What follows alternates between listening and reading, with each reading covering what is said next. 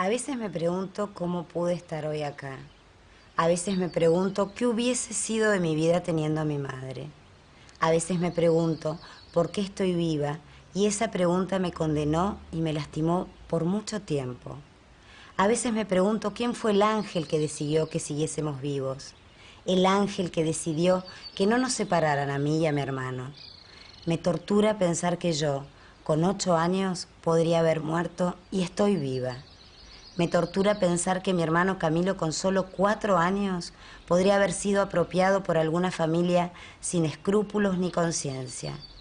Hoy pude lograr formar mi propia familia y a lo largo de 39 años poder contar mi vida.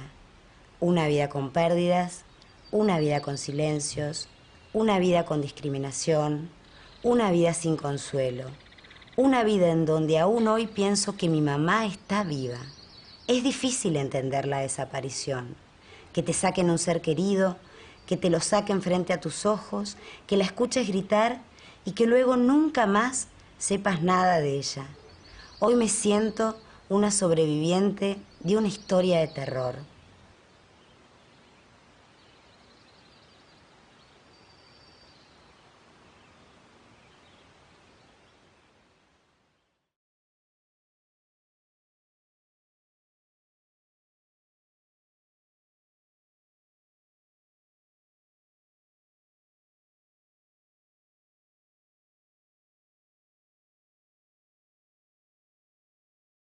Me llamo Bárbara Gabriela García Martínez.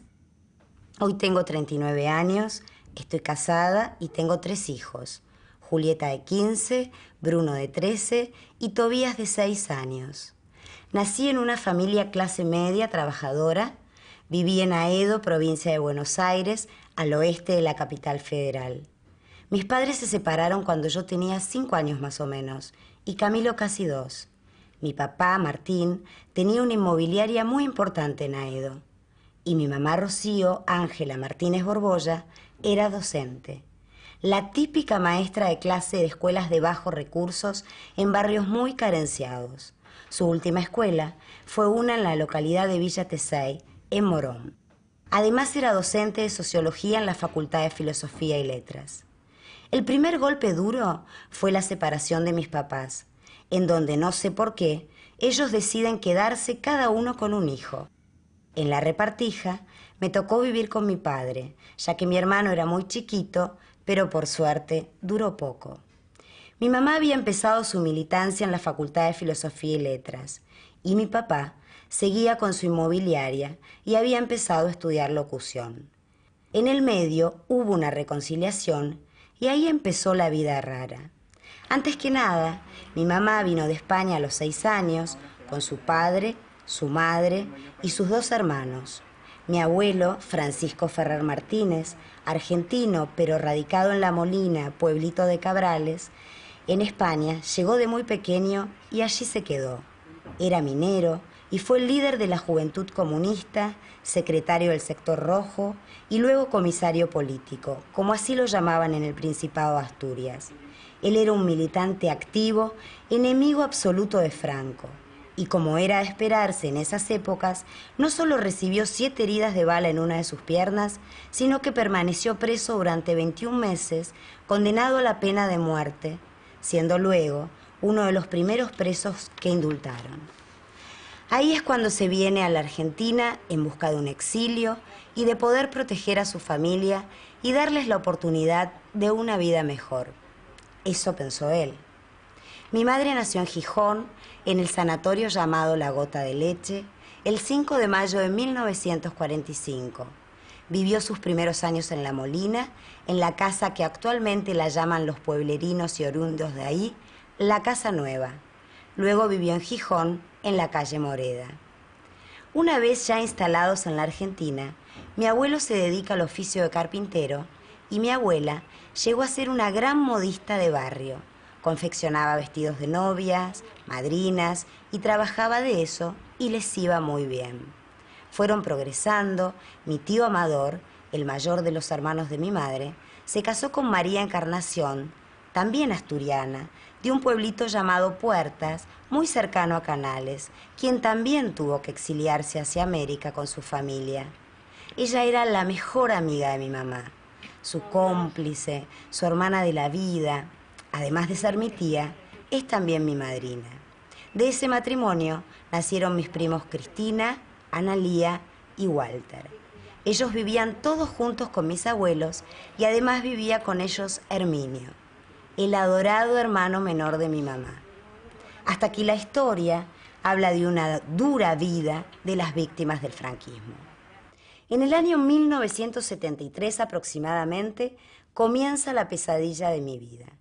Mi abuelo paterno, Nemesio Martín García, argentino, también hijo de españoles, pero gallegos, era en ese momento gerente de personal y obra social de una de las mayores empresas de cemento de la Argentina llamada Loma Negra. Eran los años de Perón y ya grupos de montoneros comenzaban a secuestrar a poderosos empresarios. Es ahí cuando secuestran al que ejercía el cargo de superintendente general de Loma Negra y lo ponen a mi abuelo paterno como mediador con los supuestos secuestradores. En esa época vivíamos todos juntos en una casona muy grande y muy antigua en la localidad de Ciudadela, también provincia de Buenos Aires. Ahí vivíamos mi abuela, mi abuelo, mi tía Rita, mi tío Jorge con su novia, mis padres, mi hermano y yo. Ahí comienzan a invadir nuestra casa personal de la CIDE, Servicio de Inteligencia del Estado. Chupaban los teléfonos y esperaban recibir las llamadas para coordinar la liberación del empresario. En ese momento estábamos todos con custodias y no nos dejaban prácticamente salir de la casa.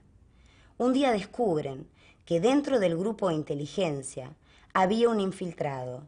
Entonces comienzan los movimientos para despistar.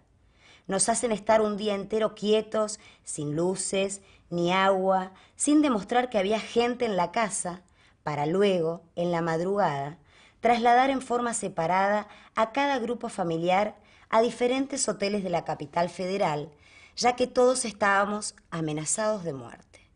A todos nos registraron con distintos nombres, mi abuela se tenía que poner pelucas para despistar y estuvimos encerrados durante una semana.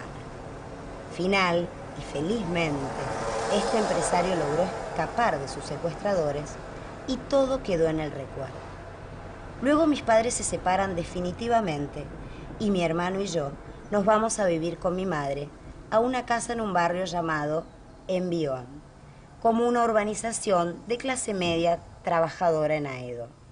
Mi madre luego forma nuevamente pareja con un hombre casi 11 años menor que ella, docente, profesor de matemáticas, le decían Tato y se llamaba Oscar. Y mi padre se casa con una mujer 12 años menor que él, Cecilia. Cada uno de ellos rehizo su vida y siguieron por diferentes caminos. Mi madre ejerció una militancia más comprometida. Era integrante del ERP, Ejército Revolucionario del Pueblo, y también delegada sindical de Cetera, zona oeste, que es el sindicato de los docentes. Y mi padre más montonero, de la juventud peronista, desde la primera época. El ERP estaba en contra de Perón. Desde este lugar ya no hay mucho que aclarar en cuanto a las grandes diferencias de mis padres. En el año 1975, precisamente un 13 de mayo, justo era martes 13, se llevan secuestrado a mi tío Herminio, de la casa de mis abuelos maternos, supuestamente la policía. Los motivos se desconocían, lo trataban de subversivo, permaneció 18 meses detenido en Sierra Chica, quedaba lejos, a 400 kilómetros de la provincia de Buenos Aires, y cada vez que podíamos lo íbamos a visitar todos, menos mi mamá. Él era mi tío preferido, él era todo para mí, yo lo adoraba, y él a mí. Como en ese momento aún las cosas se podían controlar un poco, más se pudo pagar mucho dinero y se logró poder conseguir que lo deporten a España, su país de origen. En este caso, mi tía María Encarnación, más conocida como Sion, logró que el abogado de la Embajada de España interviniera en el caso y luego fue titular del diario más importante de la Argentina, expulsaron a Herminio Martínez Borbolla de la Argentina. Hecho vergonzoso y humillante. Imagínense cómo miraban y señalaban a mi familia en el barrio. No me olvido más cuando lo fuimos a despedir a Ezeiza. En aquella época había una terraza que era el único lugar en donde podías despedir a los que viajaban. Al pobre lo llevaban esposado y escoltado por la policía como si fuese un criminal. Ya estábamos en estado de sitio, pobrecito.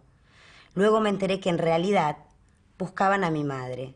De hecho, ya en esos años empezaban estos operativos y no me olvido más que viene mi papá a mi casa y le dice a mi mamá: Rocío, por favor, si tenés algún libro o algo que te comprometa, sacalo ya que secuestraron a Herminio. Ahí me enfrenté con mi primer gran dolor. Mi tío del alma no estaba más y lloré mucho. Mis abuelos y mis primos, que vivían con ellos, eran ya muy mal mirados en el barrio. A mi abuela le había empezado a bajar su trabajo y a mi abuelo también. Imagínate, si en la TV permanentemente pasaban publicidades oficiales pidiendo a la comunidad que denunciaran si veían movimientos extraños en la casa, desfiles de personas no conocidas en los barrios. En fin, eran épocas muy duras y por sobre todo, muy poco claras para todos. Por ejemplo, mi tía en Sion me contaba que mi mamá se había comprado una bicicleta para ir a dar clases a la escuela carenciada de Villa Tesey. Y con la plata que ganaría ahorrándose el billete en colectivo, a cambio compraba leche y galletitas para todos los chicos del colegio. Ella estaba a cargo de los grados inferiores, los más chiquitos. No recuerdo exactamente cuál fue su último curso. También me acuerdo que una vez me dijo que preparara arroz, ya que yo en mi casa me hacía cargo de todo en cuanto a tareas domésticas y siempre estaba al cuidado de mi hermano Camilo. Un día me dejó indicado que preparara arroz y me explicó cómo se hacía.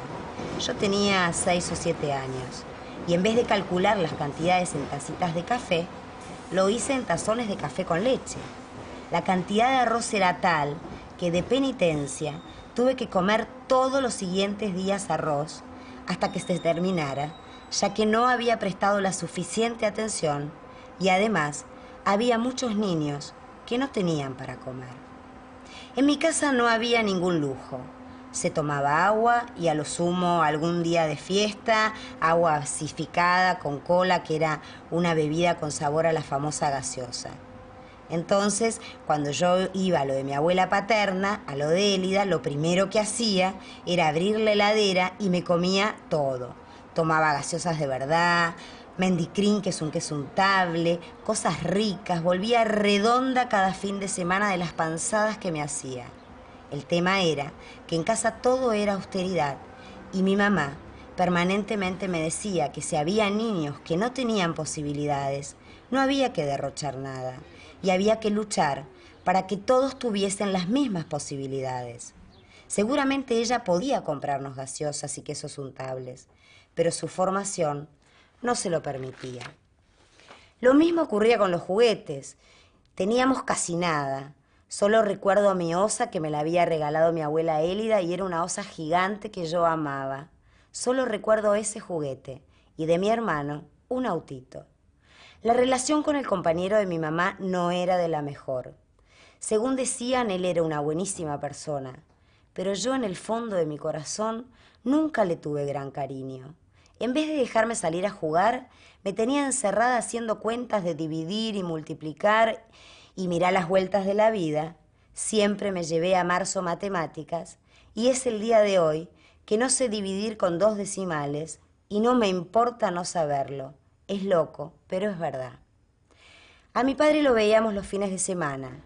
Ya estaba por nacer una nueva hija de mi papá, de su segundo matrimonio, Leticia. Con su mujer sí nos llevábamos bien, aunque eran todos en esa familia muy diferente a nosotros. Eran de zona norte, portaban apellidos importantes y pertenecían a una clase casi alta o media muy acomodada.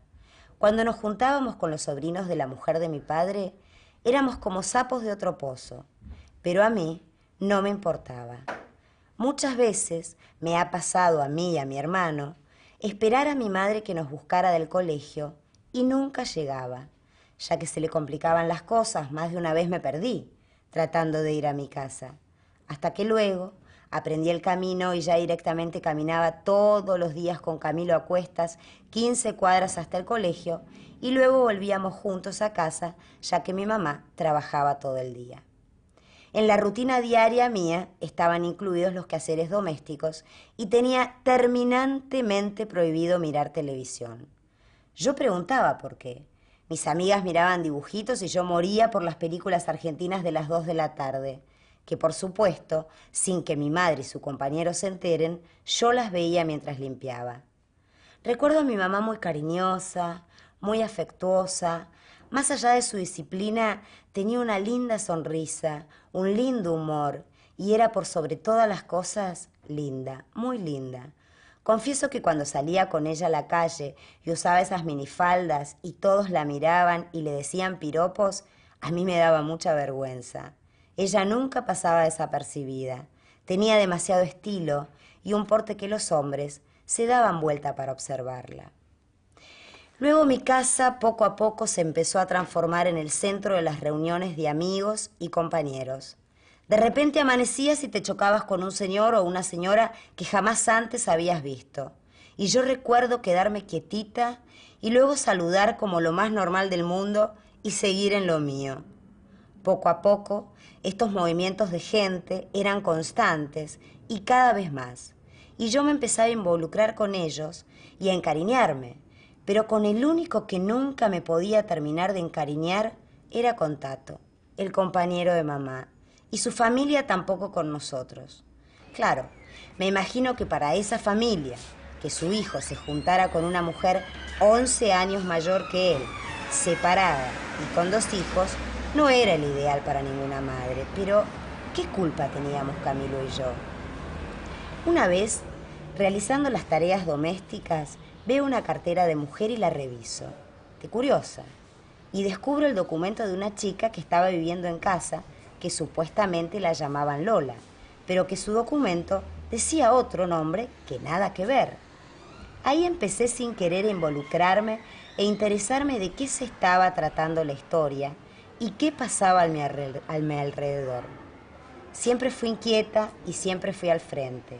Por supuesto, esa noche, cuando llega mi mamá, toda excitada, le digo, mamá, mamá, a la que le dicen Lola, se llama de otra manera y hoy no puedo recordar el nombre y mi mamá se puso pálida. Yo le conté que ordenando, vi su cartera y se la revisé y ahí mi mamá primero me retó y luego me pidió que no dijese nada, ya que nadie se tenía que enterar el verdadero nombre de la supuesta Lola. Y ahí entendí también por qué a mi mamá le decían Ana y no Rocío, y por qué a Tato Tato y no Oscar. Y ahí reaccioné que muchos de ellos tenían apodos. Mientras tanto, la vida seguía. Me dejaban muy poco salir a jugar con los chicos del barrio y a la vez eran pocos los chicos que también querían jugar conmigo. Amigas tenía del colegio, pero más allá del ámbito de la escuela, no tenía esa posibilidad ni de invitar amigas a casa, ni de ir yo a casa de mis amigas. Me sentía diferente y simplemente mi mamá me decía no y yo no decía nada. Empecé a tener cantidad de tíos y tías. Las reuniones en casa cada vez eran más y eran generalmente todas por las noches. Cada vez que mi mamá nos llevaba a la casa de mis abuelos maternos a estar con mis primas, que eran mis grandes amigas, en el colectivo me decía, Barbarita, nunca tenés que contar nada, ni de lo que escuchás, ni de la gente que ves en casa. Si alguien te pregunta, nunca digas nada. Si hablas, nos matan a todos. Y yo respondía, sí, mamá. Dentro de mí sabía que pasaban demasiadas cosas y yo ya estaba involucrada. Un día fue crucial. Limpiando el cuarto de mi mamá, encuentro un revólver apoyado sobre una mesada del cuarto. Y cuando lo vi, veo que la ventana estaba abierta y yo vivía en planta baja. Me agarró un miedo que alguien que pasara lo haya visto, que tomé el revólver y sin ningún miedo lo guardé debajo del colchón de mi cama y me callé la boca. Pasados unos pocos días, mi mamá y su compañero me sientan y me preguntan muy delicadamente si por casualidad había visto un arma que no encontraban. Yo, muy natural, les respondí que sí, que como la habían dejado a la vista de todos, yo la tenía guardada. Y cuando la saqué debajo de mi colchón, mi mamá no lo podía creer que yo había dormido con un arma en mi cama. Ahí me acuerdo que me abrazó fuerte y me dijo su compañero: Barbarita, ya sos una de los nuestros. Bienvenida. Y yo estaba orgullosa, y ellos respiraron, sabiendo que el arma estaba a salvo y que mi hermano y yo también. Ahí empecé ya a escuchar cosas, empecé a preguntar. A veces no me olvido más, a uno de los que llamaban el chango, aparece un día con la cabeza vendada. ¿Qué te pasó?, le dije. Y él me contestó que sin querer le habían tirado una piedra en la calle.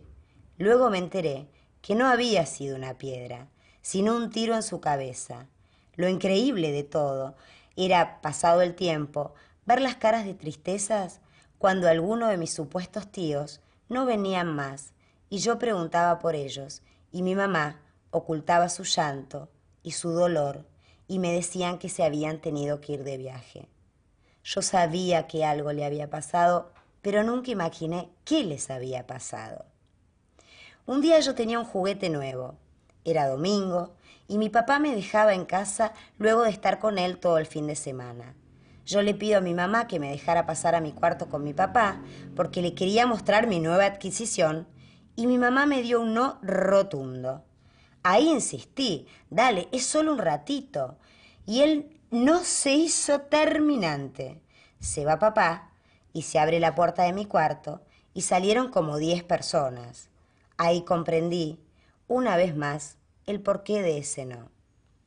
También recuerdo que muchas veces nos íbamos con mamá lejos en autos de otros y nos hacían viajar en el piso del auto. En realidad a mí, porque Camilo era re chiquito y no entendía nada. Pero yo no podía ver a dónde iba. Cuando pregunté la primera vez por qué, me explicaban que como yo era una de ellos, era mejor nunca saber a dónde iba, para que no me pasara nada, y esas salidas fueron muchas, y ya directamente si me subía a un auto, me acostaba en el piso. Mi mamá nos llevaba mucho a la casa de mis abuelos paternos, ella los adoraba. Charlaba mucho con mi abuelo Nemesio y con Élida, que nos cuidaba muy bien. Mi abuela me preguntaba cosas y yo nunca decía nada. Y lo loco de todo era que me sentía orgullosa de mí por guardar los secretos. Y lo que hoy más me sorprende es que nunca tuve miedo. Jamás. Me sentía hasta canchera. También estaba mucho con mi tía Sion y mis primas, y ahí siempre veías a mi mamá hablando, cuchicheando a pleno con Sion, se adoraban. Mi tía nos cargaba a todos en el auto y la llevaba a mi mamá a dar charlas y a realizar actos políticos, ya que al ser delegada sindical de los docentes, eran muchas marchas, muchos actos, y mi tía se quedaba con todos nosotros, sus 3 hijos, Camilo y yo, haciéndole el aguante a mi madre en el auto el tiempo que sea necesario. Ella era incondicional con mi madre, siempre le hizo el aguante. Un día, ya era casi de noche, en la esquina de mi casa, escucho que mi tía le dice a mi mamá: Rosy, elige un país. Yo te doy el dinero, pero vete. Vete de acá con los chicos. Y mamá le decía: no puedo. Esto que hago lo hago por ellos. Ya estoy muy comprometida. Son muchos años de lucha y no puedo abandonar. Además ya estoy muy marcada y creo que no llegaría ni a Ezeiza. De ese diálogo no me olvido más. Pero yo, Barbarita, como me decían todos, no tenía miedo y seguía ahí, viendo muchas ausencias, viendo cada vez más caras de dolor y desesperación. No mucho antes de que todo termine, yendo con mi mamá a la casa de mis abuelos paternos, mi mamá se cambió de ropa, se puso una peluca y nos dejó con mis abuelos. Estaba toda disfrazada. Tenía que irse y había visto que la estaban siguiendo. Decidió entonces que luego mi papá nos lleve a mi casa. Siempre nos quiso tener con ella. Luego de más grande, mi abuela Élida y mi tía Sion me decían que le pedían por favor que no nos dejaran a nosotros, que nos dejaran en un lugar seguro. y ella le decía que hasta el último día de su vida nosotros estaríamos con ella. Me acuerdo cuando a veces me llevaba a su colegio.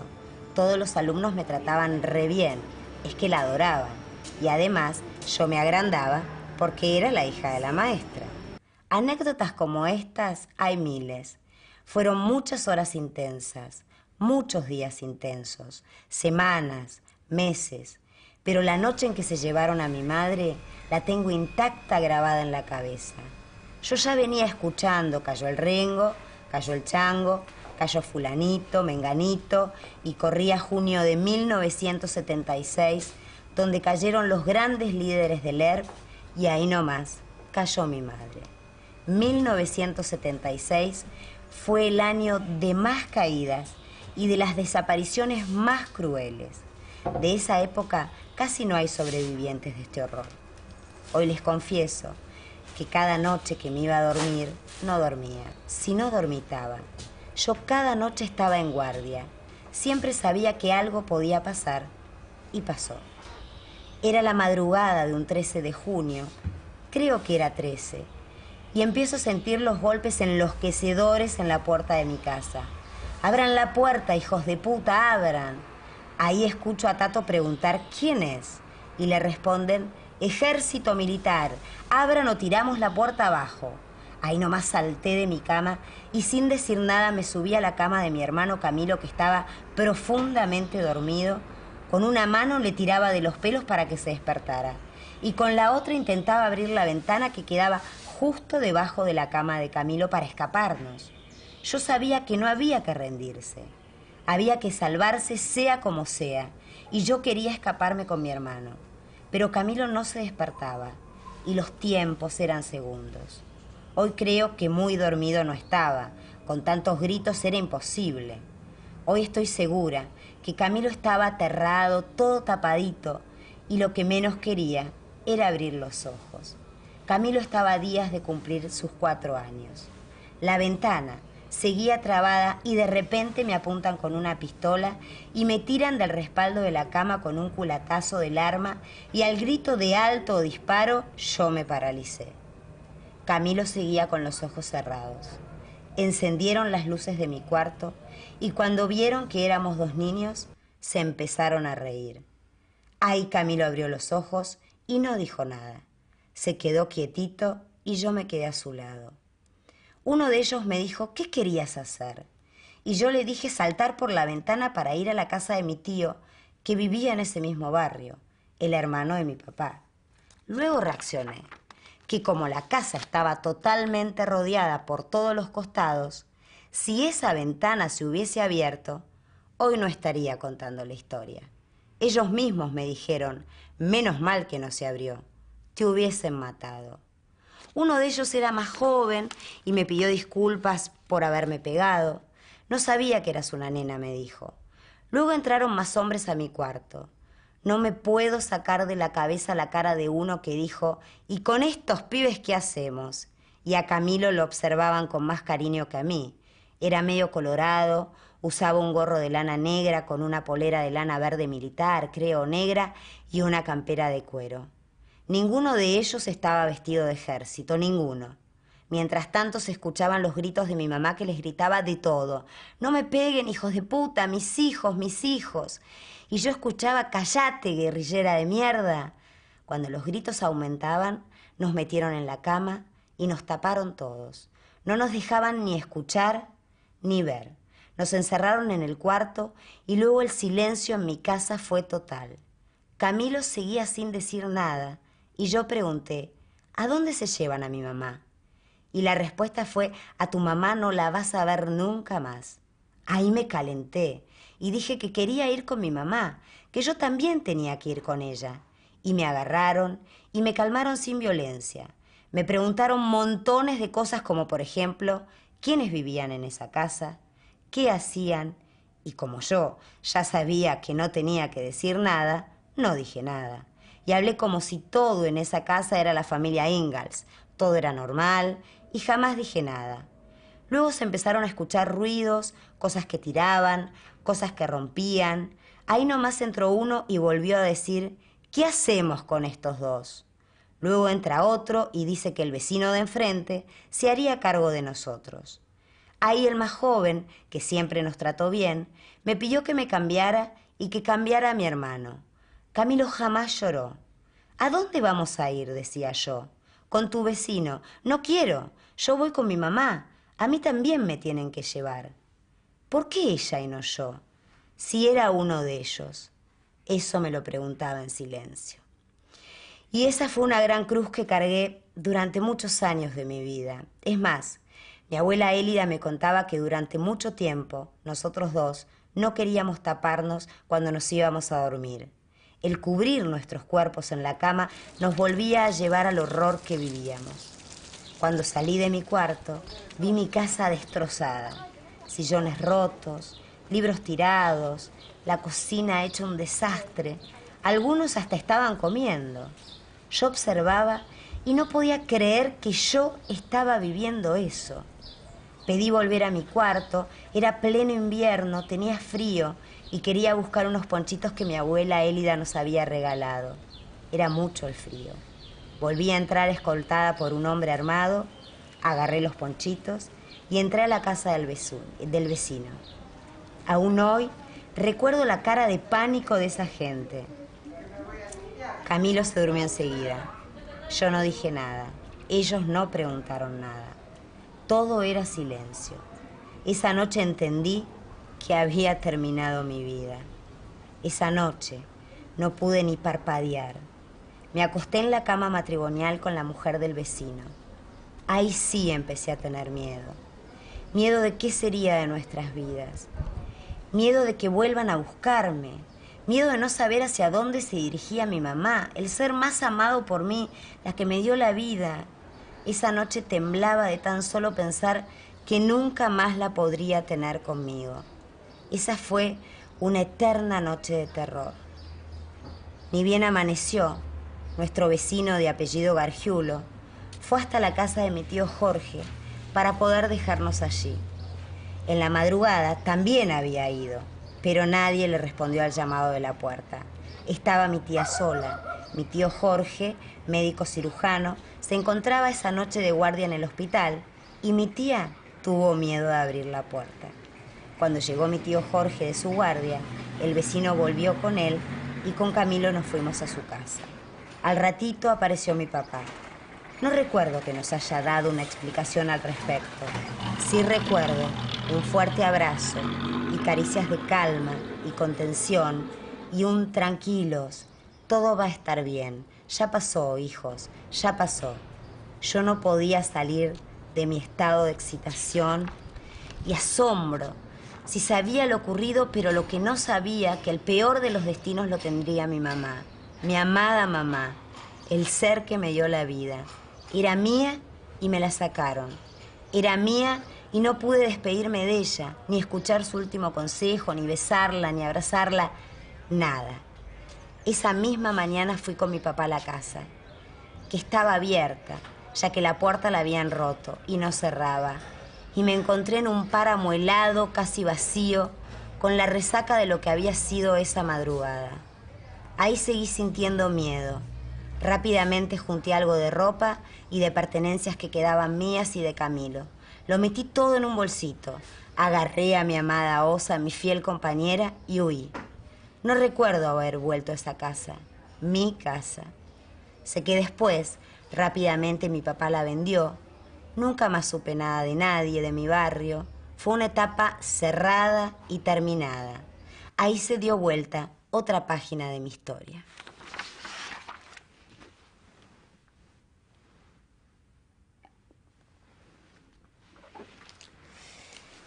Como mi papá estaba por tener a su primer hija de su segundo matrimonio, ya que estaban con fecha de parto, nos llevan a lo de mi abuela paterna, a lo de Élida. Allí todo era mimos, contención y no parábamos de recibir cosas, objetos como juguetes, comidas ricas, gaseosas. Ese año que viví con mi abuela engordé como 10 kilos, yo era re flaca, pero mi abuela me malcriaba dándome todos los gustos y golosinas. Rápidamente nos anotó en un colegio a 3 cuadras de su casa. Según mi abuela me contó, su psiquiatra le dijo que no tenía que decirnos nada si nosotros no preguntábamos y que rápidamente teníamos que seguir con nuestra vida lo más normal posible. Pero la casa de mi abuela seguía siendo vigilada y amigos de mi madre y de su compañero querían saber de nosotros y se apostaban frente al departamento para poder vernos. Mis abuelos no lo permitieron y pidieron que nos dejaran tranquilos, que ya era mucho lo que estábamos sufriendo. Permanecimos encerrados sin salir por unas semanas. Mi abuela vivía y aún vive en un barrio, uno de los más costosos de la capital federal. Era todo otro target, otro estatus social. Nos anotó en la escuela con el discurso de que mi mamá nos había abandonado porque se había ido con un muchacho al exterior y que mi padre no podía cuidarnos y que como estábamos al cuidado de ella, por eso quería que concurriésemos a esa escuela. El tema era que si mi abuela contaba la verdad de lo sucedido, jamás nos hubiesen aceptado. Éramos hijos de subversivos, de guerrilleros. La televisión seguía diciendo y rogando denunciar a personas y movimientos extraños. Se vivía con tanto miedo. Entonces ahí recibí una nueva orden, pero esta vez por parte de mi abuela. Y el mensaje era: jamás respondas en la calle a alguien que te llame por tu nombre. Si te dicen o gritan Bárbara, no te des vuelta. Lo loco de todo esto también es que luego de adolescente, no me pregunten por qué, siempre me cambiaba el nombre. Si conocía a algún muchachito, me hacía llamar Micaela. Es el día de hoy que mis amigas no se lo olvidaron y es el día de hoy que cuando nos juntamos con ellas, me siguen preguntando por qué me cambiaba el nombre. Otra de las cosas que luego descubrí viviendo con mis abuelos era por qué mi mamá no me dejaba ver la televisión. Ella no quería que yo viera nada de lo que los noticieros pasaban, ya que podía ver y reconocer muchos militantes que pasaban por mi casa o que con mi madre visitábamos. Les aclaro que en lo de mi abuela pasé a ser una adicta a la televisión y no me perdía ningún programa. Estaba full todo el día y Camilo también. De hecho, Camilo contaba que tomaba la tele mirando la leche en vez de decir tomaba la leche mirando la tele. Mi papá venía cada tanto a visitarnos. El 28 de junio nació una nueva hermanita nuestra, en realidad media hermana. Había nacido Leticia. Pero como Cecilia, su madre, era muy joven, mi papá prefirió que siguiésemos viviendo con mis abuelos, que ahí estaríamos mejor. Según él, Cecilia era jovencita y merecía disfrutar del hecho de su primer bebé. Aún hoy de grande le sigo reprochando a mi papá en cualquier asadito familiar que nos sacó de encima cuando más lo necesitábamos. Y él, luego de muchos años y de muchas insistencias mías, reconoció que se había equivocado, que era para él también todo muy difícil, era joven y que todo era tan raro que no podía cubrir tantas necesidades. Pasó el año, empecé a ver cada vez menos a toda la familia de mi madre. Yo vivía ahora en la capital y ellos en Aedo. No quedaba cerca. Y cuando podíamos, mi tía Sion nos llevaba a la quinta que tenía en el Paso del Rey. Y no me olvido más que mi tío Amador, el hermano mayor de mi mamá, me agarraba, me mostraba la foto de mi madre y me decía: ¿esta quién es, Barbarita? Dime quién es. Y yo le respondía: mi mamá. Y él ahí se quedaba tranquilo. Luego se iba solo por el campo, seguramente a llorar, ya que era su segundo hermano que habían secuestrado, con la diferencia que Herminio estaba en España, sano y salvo, y de que Rocío nada se sabía. Mi tía Sion se la pasaba haciendo denuncias junto con mi padre y mi abuelo Ferrer. Desfilaban por los hospitales reconociendo cadáveres, más que nada Sion y mi papá. Mi abuelo Ferrer se dedicaba a ir al consulado y pedir ayuda. Rogaba que hicieran algo por un ciudadano español desaparecido. Exigía que interviniera el gobierno español. Pero todas las puertas se le cerraban y a medida que pasaba el tiempo, las puertas que se le cerraban eran cada vez más. Según tengo registro, mi abuelo denunció la desaparición forzada de mi mamá en el juzgado en lo criminal de sentencia letra T, presentó un recurso de habeas corpus en el mismísimo junio del 76, en la Comisión de Derechos Humanos de la OEA, en la Liga Argentina por los Derechos Humanos, en Amnistía Internacional, en la CONADEP, pero jamás supimos nada, ni de mi mamá, ni de su compañero Tato. Con respecto a la familia de Tato, tampoco jamás supimos nada. Luego mi papá decide llevarnos a vivir con él. Alquiló un departamento muy pequeño en Aedo, en donde justo al lado estaba un colegio privado. Yo jamás había ido a un colegio privado, ya que mi mamá no estaba de acuerdo y era una ferviente reivindicadora de la escuela estatal, pública y gratuita.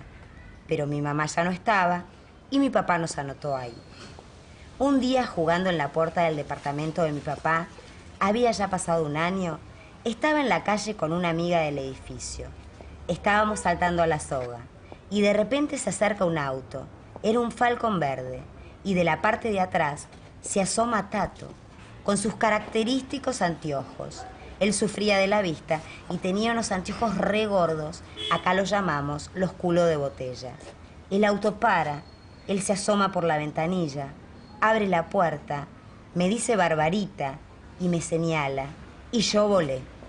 Corrí tan rápido que mi amiga que estaba conmigo se quedó petrificada cuando vio la situación y varios minutos después salió detrás mío.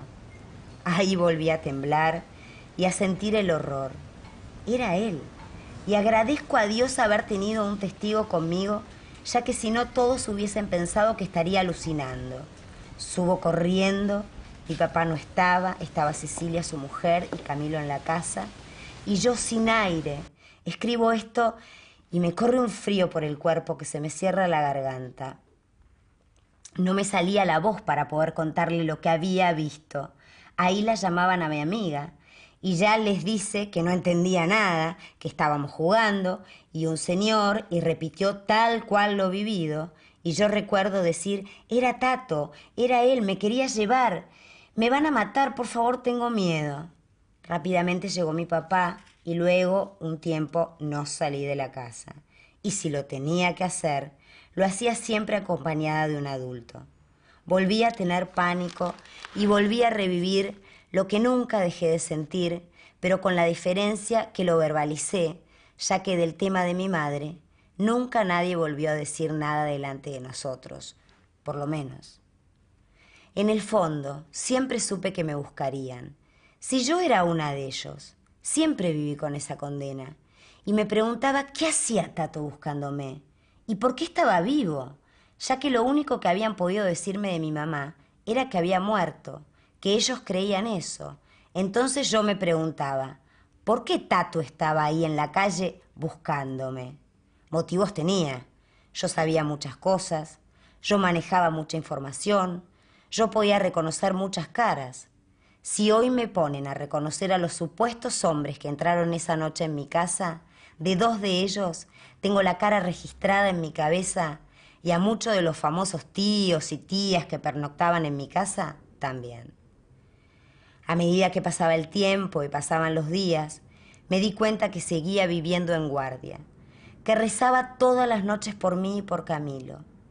Ya estaba por nacer la segunda hija mujer de mi papá y comenzábamos el colegio, el que estaba al lado de mi casa. El departamento era tan chiquito que dormíamos, Camilo, Leticia y yo en el mismo living, y en el cuarto de mi padre estaba preparada la cunita para Manuela, que había nacido el 21 de febrero y las clases comenzaban en marzo. Ahí empezó la etapa de la discriminación y la marginación. Por un lado, mi papá era muy reconocido en el barrio, ya que tenía la inmobiliaria más importante de la zona. Calculo que muchos maestros en la escuela sabían de nuestra historia y otros no. Yo me había hecho muy amiga de una chica que preferiría no dar su nombre, ya que ella no tenía la culpa de lo que sus padres hacían conmigo. Era sencillo. ¿Quién querría que su hija sea amiga de la hija de una guerrillera? Nadie. Aún estaba Videla en el poder y aún seguían las desapariciones. Hasta los mismos docentes tenían trato distante con nosotros. Ojo, algunos no, pero la gran mayoría sí. Y en mi caso particular, no era bienvenida a muchas de las casas de mis amigas. Pero igual, yo ya me había acostumbrado. Lo sufrí, pero no me torturaba. Una vez mi hermano Camilo estaba en primer grado y se había hecho caca encima, todo. En vez de solucionarlo los docentes o llamar a mi papá, me llamaron a mí que estaba cursando mi 5º grado y me mandaron a limpiarlo. Según dijeron las maestras, no encontraban a mi papá. Imagínense, yo tenía 10 años más o menos, el asco que me daba limpiarlo a mi hermano y encima no me facilitaron ningún tipo de ayuda. Yo daba arcadas y no podía, me daba un asco terrible y el pobrecito ahí paradito apoyado en una pared me pedía perdón. Yo no terminaba más de limpiarlo. Lo único que me facilitaron fue una muda de ropa que había en el colegio para que después de lavarlo en el baño lo cambie. Pobrecito y pobrecita yo. Fue horrible. Encima entraban otros chicos a utilizar el baño y cuando nos veían en esa situación se morían de risa, nos cargaban y una vez más éramos señalados en los recreos y mientras escribo esto, hasta el olor se me vuelven los recuerdos. ¡Qué hijos de puta! Mi papá nos tendría que haber sacado de ese colegio y no lo hizo. Camilo había formado un lindo grupo de amigos.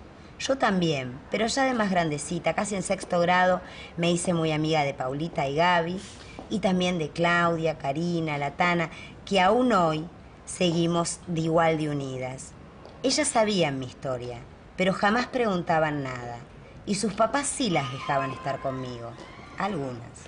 Aunque casi todos los fines de semana, mi tía Sion, para no perder el contacto con nosotros, nos llevaba de viernes a domingo a la quinta de ellos, y si no, nos íbamos a lo de mis abuelos, Élida y Nemesio, que nos compraban ropa, nos llevaban al cine, al teatro, a lugares que antes nunca habíamos ido.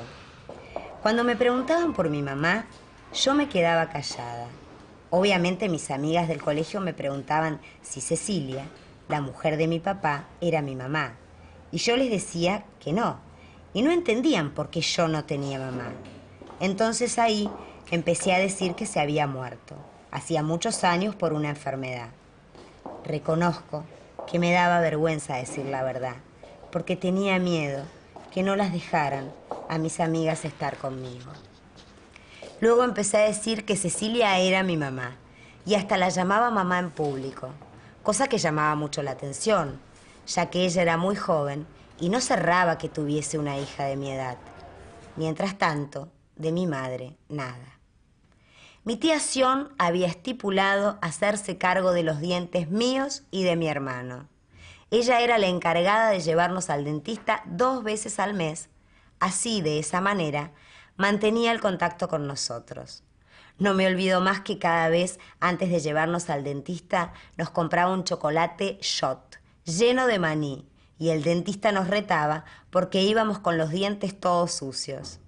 También recuerdo que mi mamá le había hecho jurar a Sion que si a ella le pasaba algo, jamás nos dejara solos, que siempre tenía que cuidarnos y estar con nosotros. Ir a la casa de mis abuelos maternos era una tristeza inmensa. Ver la cara de mi abuela Angelita y de mi abuelo Ferrer me mataba. Y lo peor de todo, cada vez que iba, en algún momento mi abuelo me preguntaba si sabía algo de mi mamá y yo tímidamente le contestaba que no.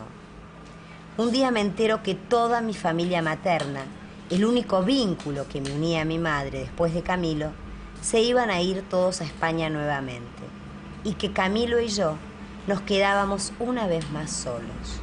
Cuando digo solos, me refiero a nadie de la familia de mi mamá. Primero partieron mis abuelos. Era justo. Allá estaba Herminio, se había casado con una bellísima mujer y ya tenía una hija, Raquel, y acá solo nos dejaba a nosotros. Había perdido a Rocío, ¿y qué más tenía que hacer en este país que tanto sufrimiento les trajo? Luego viajaron mis tíos y mis primas. Ahí sufrí una barbaridad. Ellas, mis primas del alma, no se podían ir, y Sion tampoco, pero se fueron. Otro golpe duro y fuerte, durísimo. Luego me enteré que Sion tardó en tomar la decisión, ya que ella nos quería llevar con ellos, y por supuesto mi papá no la dejó. Era lógico. Él vivía acá, ya teníamos 3 hermanos de su segundo matrimonio, había nacido Andrés, y mi papá quería que viviésemos todos juntos, pero a mí se me iban todos, y a un lugar lejano donde yo no sabía cuándo podía ir.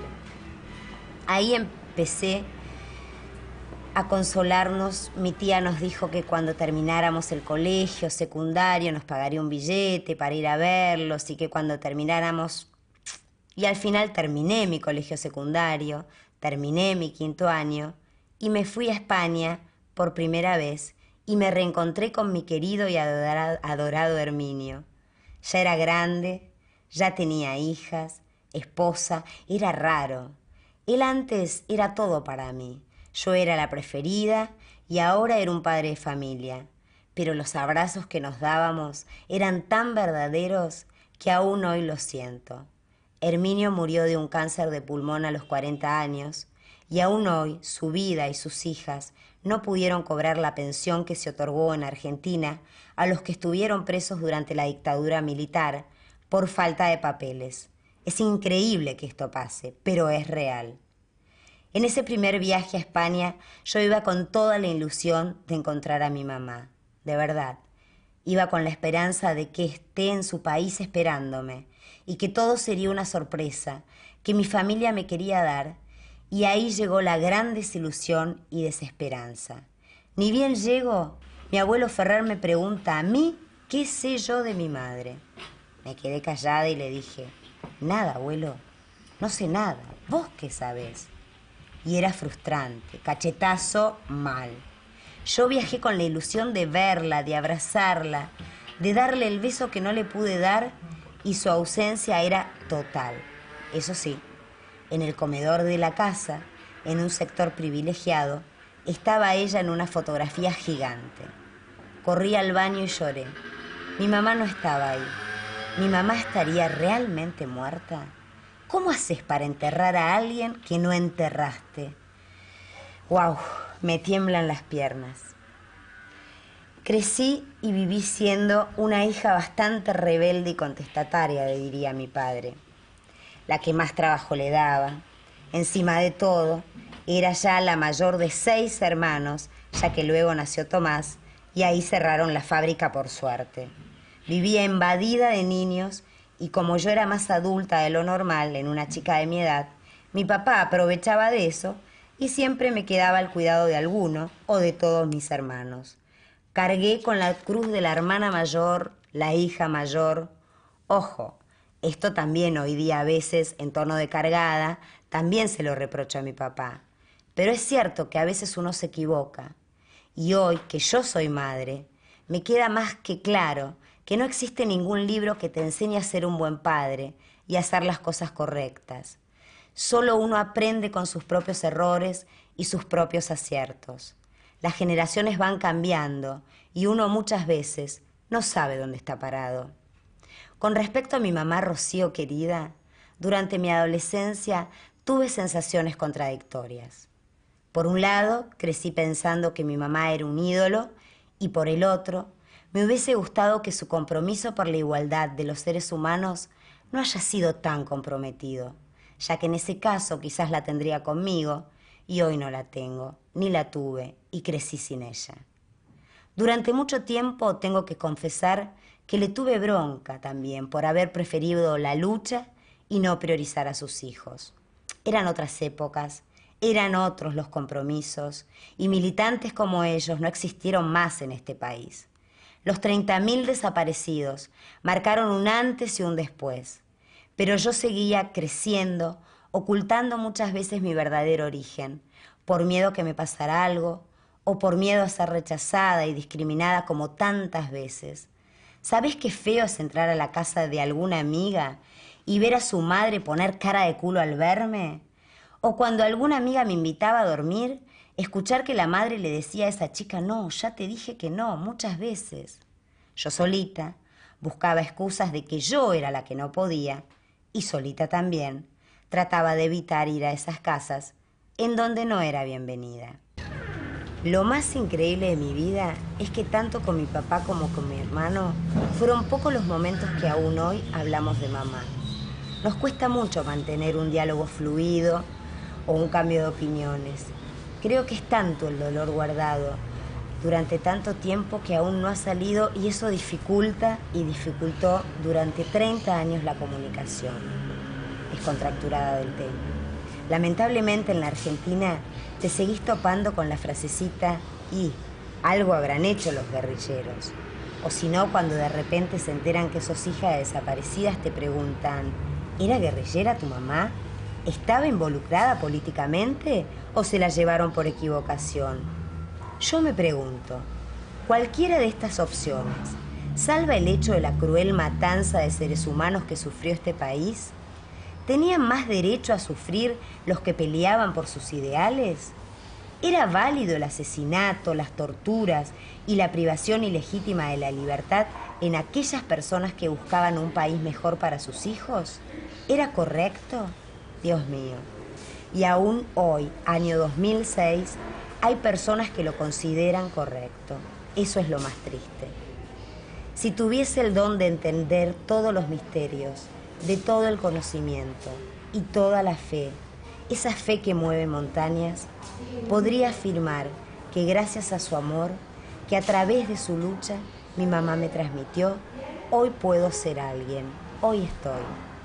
Gracias a ese amor bondadoso, ese amor sin envidias, sin orgullos, un amor sin egoísmos, sin rencores, acepté su historia y entendí que no es que ella prefirió continuar tras sus ideales que peligraban con su vida y con la de nosotros, sino que era tan grande el amor que no tuvo miedo frente a la posibilidad de perderlo todo.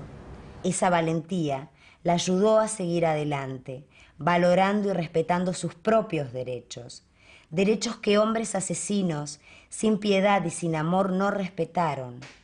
Hoy más que nunca afirmo y reivindico que su vida y su dignidad valieron, como reivindico la vida de todos los asturianos desaparecidos y de todos los 30.000 seres humanos que ya no están. Todo esto lo cuento ya que fue una lucha interna y constante en mi persona. Iba y venía. Tenía momentos de desesperación por no tenerla y desesperación por ser consciente que formaba parte de un terrible hecho, que mi mamá seguía sin estar y que lo que es peor, aún seguíamos sin saber nada de ella. Cuando tenía 17 años empecé a necesitar saber algo por mis propios medios. Ya país en democracia, un día emprendí el camino de la búsqueda. Fui a la CONADEP, empecé a ir a las marchas que antes jamás había ido, solo de chiquita con mi mamá o con mi papá. Hasta es más, un día se me ocurrió hacer contacto con la familia de Tato. Agarré la guía telefónica hasta dar con el número buscado. Fue ahí donde recibí otro cachetazo feo. Hablé con la mamá de Tato, le dije quién era. El silencio fue too much. Era lógico. Habían pasado tantos años.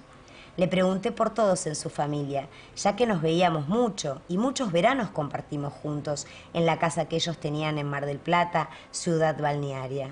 Yo jugaba con los sobrinos de Tato y con el abuelo, que me hacía jugar al ajedrez largas horas después de un día de playa.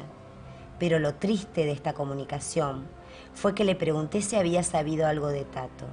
Yo también tenía la fantasía de que él estuviese vivo. Es más, casi un año después de que se lo llevaron de mi casa, lo vi, buscándome en la puerta de la casa de mi papá. No era loco preguntar por él.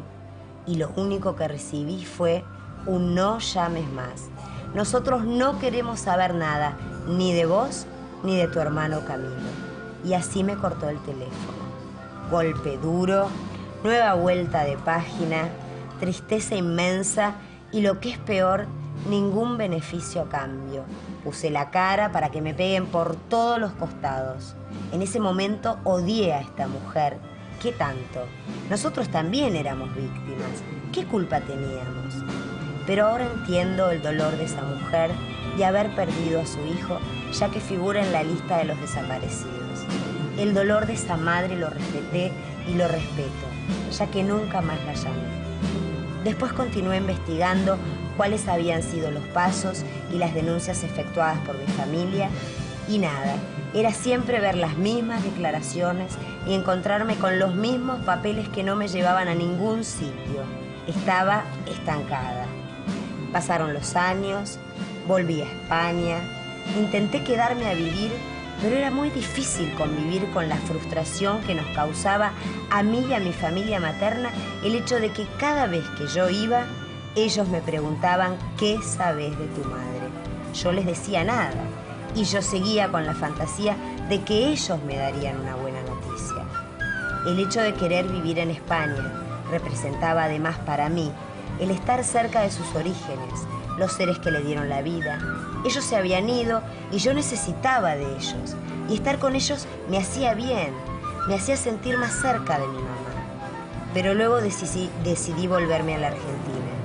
Ver a mi abuela con esa cara de dolor, con las marcas en el rostro y encima todas me llamaban Rocío. Era fuerte, joder, yo era Bárbara, no Rocío. En Asturias, en Canales nadie sabía mi nombre.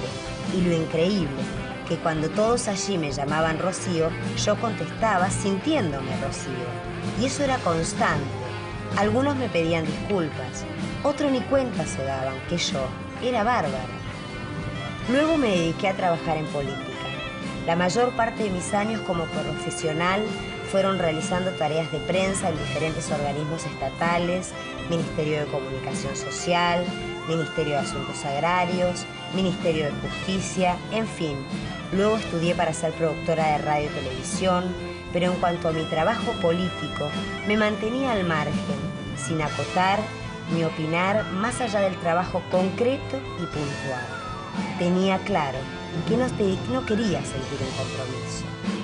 Luego me casé con el que hoy es el padre de mis 2 hijos mayores, un hombre 11 años más grande que yo, con mucha historia, periodista político, operador político y empresario. Yo no estaba en el momento para casarme. Yo estaba empezando una nueva lucha interna, debatiéndome nuevamente si tenía que estar viva o tenía que estar muerta. Yo no me perdonaba estar viva, no me daba ese permiso. Aclaro que fueron muchos los años de terapia que hice y aún hago. Pero con mi primer embarazo empecé a tener una revolución interna tan grande. Frente al hecho concreto de que sería yo mamá, me enloqueció, me llenó de miedos, me torturó, temía ese compromiso y buscando dentro mío contactarme con mi mamá, se me dio por una etapa mística de hablarle en silencio, hablarle a sus fotos, hablarle en voz alta, prender velas, rogarle que venga. Cada vez que sonaba el teléfono en mi interior, deseaba, cual telenovela, escuchar su voz y que me diga, acá estoy, Barbarita, soy mamá. Y eso nunca ocurría. Aclaro que aún hoy me sigue pasando, pero más espaciadamente. No podía ser madre y parir y no tener al lado mío a mi mamá. No podía. Y de hecho tuve un embarazo muy traumático y una relación súper traumática, ya que estaba aterrada y me sentía totalmente sola y desamparada. Luego nació mi segundo hijo. Fue un poco más relajado todo, pero traumático también. El embarazo me disparaba a salir corriendo en busca de mi mamá. La necesitaba, la deseaba tenerla a mi lado, ver su cara, sentir su seguridad frente a las situaciones difíciles y una vez más el choque con la realidad de que ella no estaba y que nada se sabía de ella, de nuevo la verdad y el dolor de una herida que nunca cicatriza. Luego, sin perder esperanza alguna, comenzó el camino ya seguida de la desesperación de visitar videntes. Llevaba fotos de mi mamá y sin dar detalles preguntaba qué me podían decir. Y ahí se revolucionó una vez más mi vida. Una me dijo que mi madre estaba viva, que había escapado ayudada por un militar cordobés vía Uruguay y que se encontraba en Europa.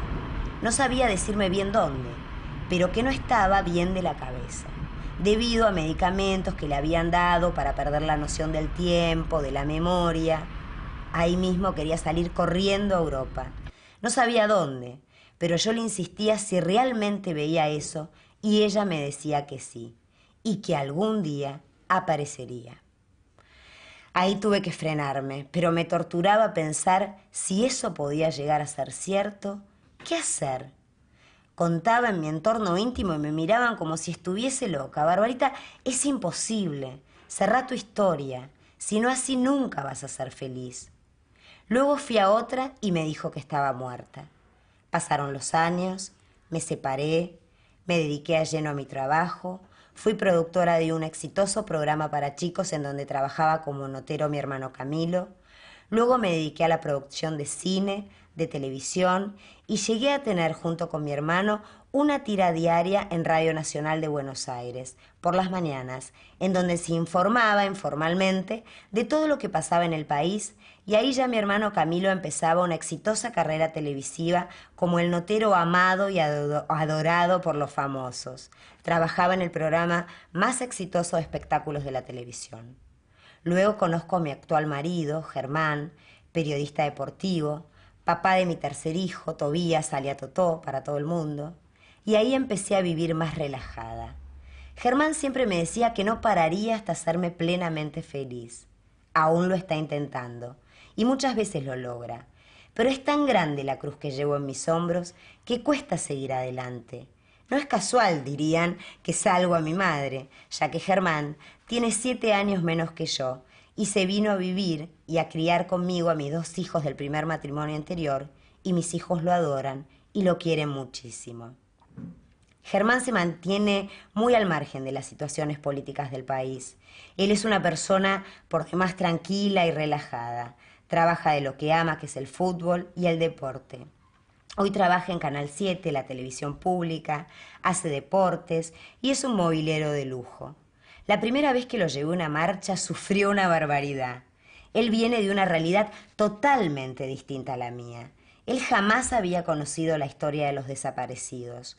Todo lo sabía muy por encima y conmigo no tenía muchas opciones. O me apoyaba y me entendía, o la relación iba a ser un fracaso, ya que yo estaba lanzada a llegar hasta el final. Un día fuimos juntos a un vidente que era famoso porque trabajaba con gente de la CIA y de Interpol. Nuevamente fui con mi fotito, no dije nada, y él me dijo lo mismo que aquella primera mujer: que mi madre estaba viva, que se había escapado gracias a la ayuda de un militar, un hombre mayor que ella, y que estaba en Francia. Acá no me tiraba a Europa, sino Francia. Luego me dijo que su memoria estaba perdida, que no recordaba nada y que se encontraba como en un lugar a las afueras de París, me dijo, que había tenido otro hijo, pero que ella estaba mal porque sabía que tenía un pasado y no podía verlo con lucidez. Ahí me morí en vida, joder, era muy fuerte. Luego volví a ir y me volvió a decir lo mismo. Es más, se ofreció este hombre a viajar conmigo a Francia, y una vez estando allí sería para él más fácil rastrear el lugar para encontrarla. Nuevamente la desesperación. ¿Creer o no creer? ¿Qué hacer? Yo ya me quería tomar un avión a Francia. Ahí empecé a pedir ayuda a nivel organismos de derechos humanos para ver si había antecedentes de casos así. Es más, este señor me dijo que mi mamá había estado en Campo de Mayo. Y loco no era, ya que correspondía al distrito donde yo vivía con ella. Era un posible lugar. Hasta me dijo que me fuera a Campo de Mayo, sacara fotos desde el auto y se las llevara a ver si podía ver más detalles. Primero hice contacto con hijos. Me recibieron divinamente y muy delicadamente me dijeron que era imposible. Luego intentaron incorporarme a ellos, hasta que al interiorizarme me había dado cuenta que había varias ramas de hijos. Los hijos línea fundadora, los hijos revolucionarios, en fin. Cuando las cosas se emputecen, se pierde la esencia de una lucha que es única. Esas diferencias me espantaron. Luego me fui con mi marido a la cárcel de Devoto a entrevistarme con Gorrearán Merlo, único sobreviviente líder del ERP.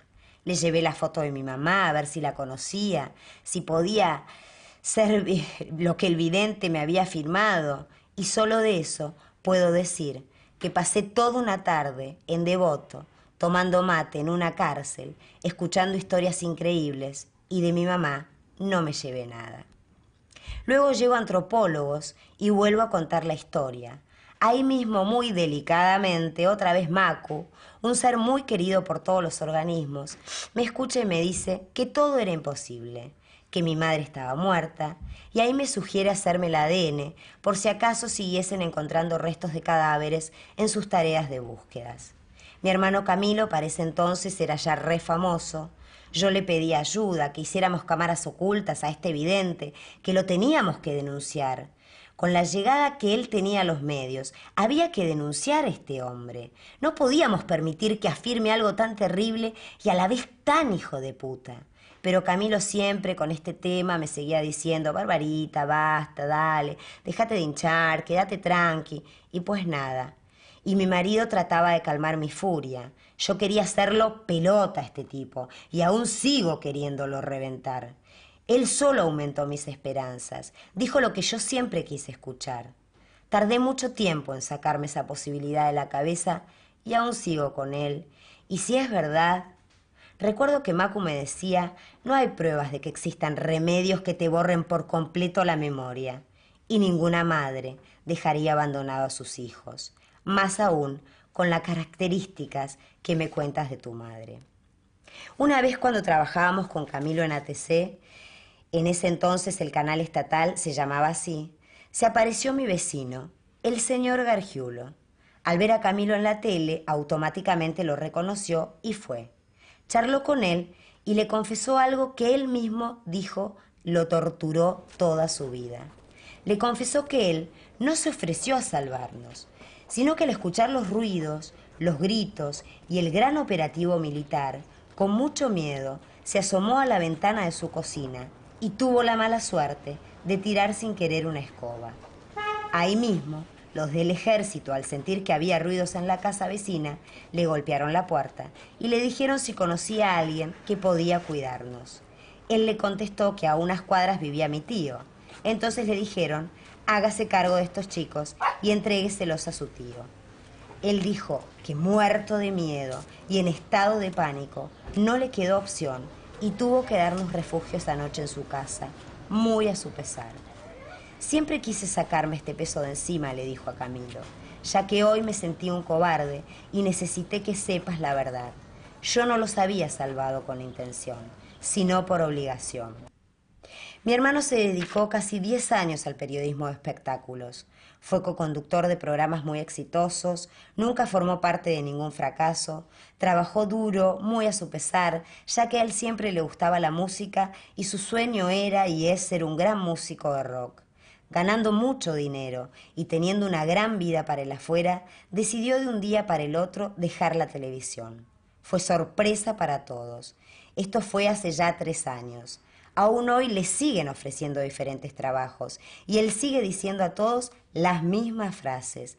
Gracias por la buena onda, pero no. Luego, un día, en su vlog, yo me metí de casualidad y leí que confesaba que él había querido llegar a ser famoso para ver si desde algún lugar de la tierra mi mamá lo podía ver y reconocer e ir en su búsqueda. Al ver el imposible, dejó la TV y juró nunca más saber nada con ese medio. Una lástima, porque en lo suyo era el mejor, y una lástima también, ya que al día de hoy aún nadie ocupó su lugar.